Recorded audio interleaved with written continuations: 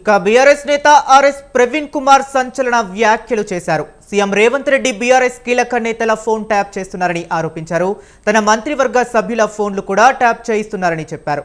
ఇద్దరు మంత్రులు సరదాగా మాట్లాడుకున్న సంభాషణను కూడా ట్యాపింగ్ ద్వారా తెలుసుకున్నారని అన్నారు. రాహుల్ గాంధీ ఫోన్ ని కూడా రేవంత్ ట్యాప్ చేస్తున్నారనే అనుమానం కలుగుతుందన్నారు.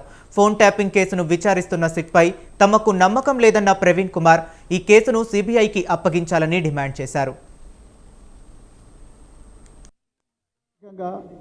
నేను పాలన చేస్తాను, నేను గత ప్రభుత్వంలో జరిగినట్టుగా నేను జరగనివ్వను, అది ఇది అని చెప్పేసి మీరు డాంబికాలు బరికింది కదా.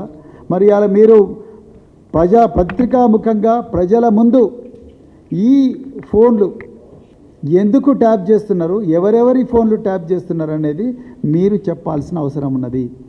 మరి ఇదే ముఖ్యమంత్రి గత వారం ఢిల్లీకి పోయినప్పుడు ఢిల్లీలో ఒక స్టేట్మెంట్ ఇచ్చిండు. మేము కేంద్ర ప్రభుత్వంతో కలిపి వాళ్ళ కోఆపరేషన్తోనే, వాళ్ళ సహకారంతోనే ఈ ట్యాపింగ్ కేసును శోధిస్తాము అంటున్నారు.